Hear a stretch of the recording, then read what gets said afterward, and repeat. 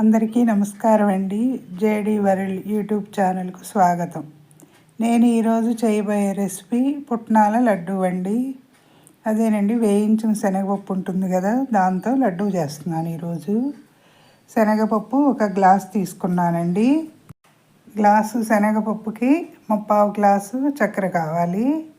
దానిలో 2 ఇలాచీ వేసి తీసుకున్నాను. ఒక అర గ్లాసు నెయ్యి పడుతుందండి. మనం నెయ్యి అనేది చూసి కలుపుకోవాలండి. పౌడర్ చేసిన తర్వాత ఈ 3 ఉంటే చాలండి, స్టవ్ వెలిగించే పని కూడా ఉండదు. ముందుగా పుట్నాలని మిక్సీ వేస్తున్నాను. ఈ పుట్నాల పప్పు మిక్సీ వేసేటప్పుడు మరీ బాగా మెత్తగా ఉండకూడదండి, మామూలు మినపసున్ను మాదిరిగా. నేను ఇలా అయింది కదండి. పుట్నాల పప్పు మిక్సీ వేసాను. ఇప్పుడు దీన్ని వేరే ఒక ప్లేట్లోకి తీసుకుంటున్నాను. తర్వాత ఈ చక్కెర కూడా మిక్సీ వేసుకోవాలండి.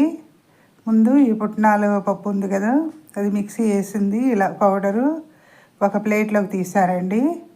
ఇప్పుడు అదే జార్లో చక్కెర కూడా పొడి చేసుకోవాలండి. ఈ చక్కెర కాకపోతే కనుక బెల్లంతో కూడా చేసుకోవచ్చు. ఈ పొడి చేసేటప్పుడు ఇలాచీ కూడా 2 వేసానండి. అవి మిక్సీలో మెత్తగా అవుతాయి కదా చక్కెరతో పాటు. ఇప్పుడు ముందుగా చేసుకున్న పుట్నాల పిండి ఉంది కదండి, పౌడరు, దాన్ని మధ్యలోకి రౌండ్గా ఇప్పుడు మిక్సీ వేసుకున్న చక్కెర పొడిని ఇందులో వేసి కలపాలండి. 2 కూడా మిక్స్ చేసుకోవాలి. మొత్తం కూడా 2 కలిసేటట్టు కలపాలండి. కలిపిన తర్వాత మనం నెయ్యి వేసుకోవాలి. ఇప్పుడు ఒక్కొక్కసారి మనకి మినపసున్ను లేకపోయినా కూడా ఇది డిఫరెంట్గా ఉంటుందండి. టేస్ట్ చాలా బాగుంటుంది. పిల్లలకి ఈవినింగ్ స్నాక్స్కి ఎవరైనా గెస్ట్లు వచ్చినప్పుడు కూడా చేసి పెట్టొచ్చండి. ఇది త్వరగా అయిపోతుంది. అప్పటికప్పుడు చేసుకోవటానికి ఒక 5 మినిట్స్లో చేసేసుకోవచ్చండి.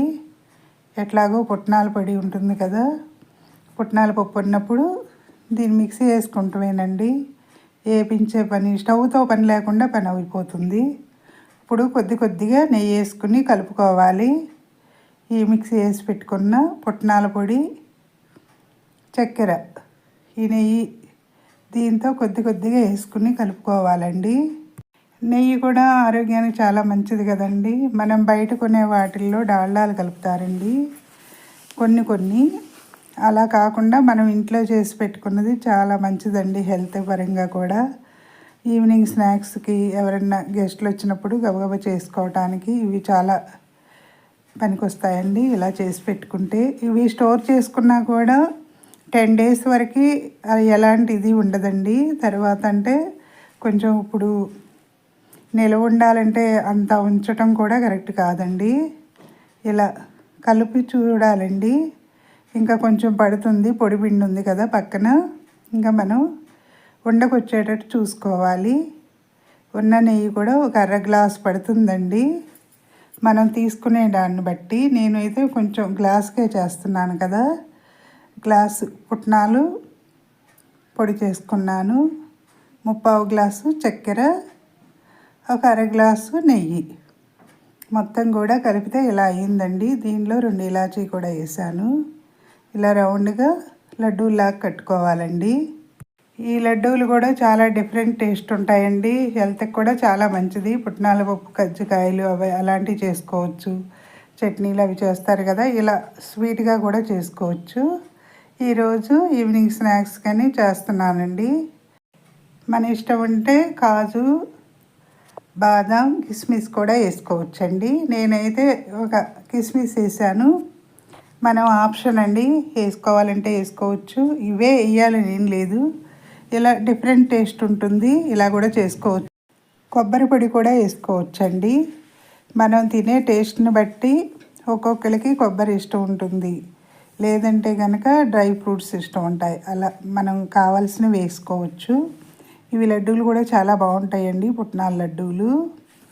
సబ్స్క్రైబర్స్ పెరగటం లేదండి, సబ్స్క్రైబ్ చేయండి. మరిన్ని వీడియోస్ చేస్తాను. నేను చేసే వీడియోస్ అయితే చూస్తున్నారు కానీ కామెంట్స్ చేయట్లేదండి. ఎలా ఉన్నది మీరు కూడా చేసి కామెంట్స్లో పెట్టండి.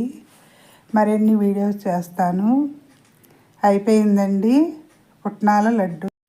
నచ్చితే లైక్ చేయండి, షేర్ చేయండి, సబ్స్క్రైబ్ చేయండి. మీ లక్ష్మీ కుమారి.